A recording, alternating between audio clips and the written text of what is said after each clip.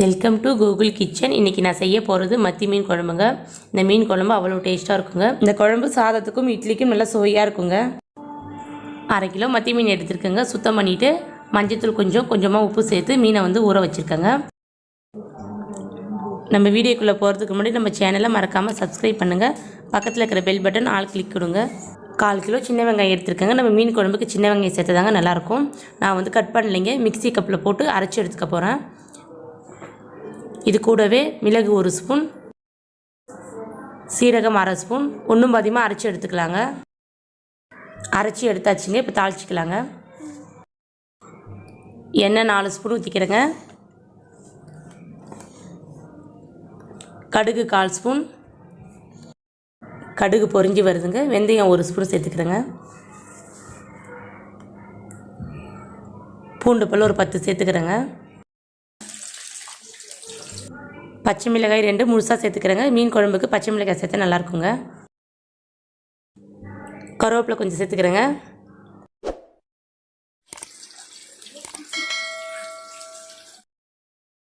அரைச்சி வச்ச சின்ன வெங்காயத்தை இப்போ சேர்த்துக்கலாங்க.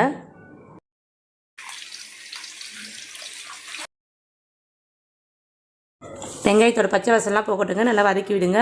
நம்மளுக்கு இது மாதிரி அரைச்சி சேர்த்தோம்னா குழம்பு கெட்டியாகுங்க. 4 பேர் சாப்பிட்றது கூட 2 பேர் எக்ஸ்ட்ராவே சாப்பிட்லாங்க. அந்தளவு குழம்பு நம்ம எக்ஸ்ட்ரா கொட்டிக்கலாம் அரைச்சி சேர்த்தோம்னா.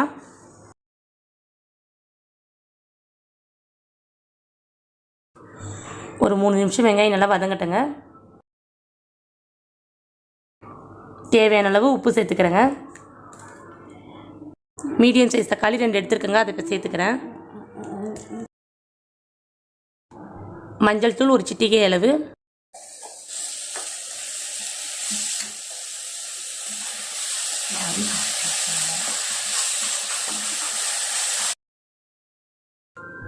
கொத்தமல்லி தழை தண்டோட சேர்த்து கட் பண்ணி வச்சுருக்கோங்க. அதை இப்போ சேர்த்துக்கிறேன்.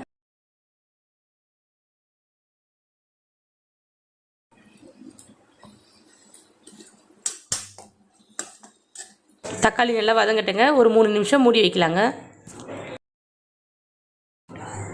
வெங்காயம் தக்காளி நல்லா வதங்கி வந்திருக்குங்க. குழம்பு மிளகாய் தூள் 3 ஸ்பூன் சேர்த்துக்கிறேங்க.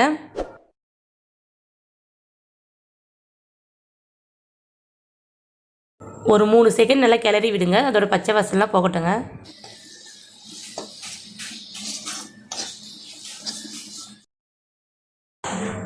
மூணு டம்ளர் அளவு தண்ணி சேர்த்துக்கிறேங்க.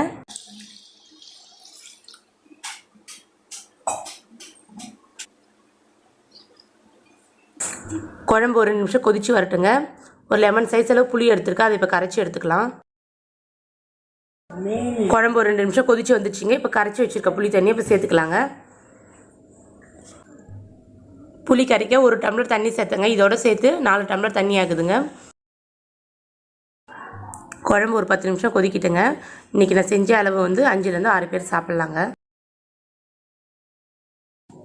குழம்பு நல்லா கொதித்து வந்திருக்குங்க. இப்போ மீனை சேர்த்துக்கலாங்க.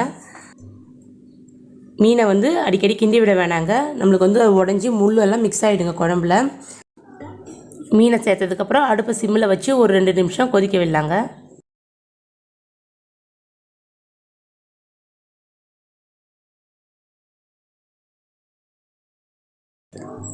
சுவையான மத்தி மீன் குழம்பு ரெடி ஆகிடுச்சிங்க. இந்த வீடியோவை லைக் பண்ணுங்கள், ஷேர் பண்ணுங்கள், கமெண்ட் பண்ணுங்கள். மறக்காமல் சப்ஸ்கிரைப் பண்ணுங்கள். பக்கத்தில் இருக்கிற பெல் பட்டன் ஆல் கிளிக் கொடுங்க.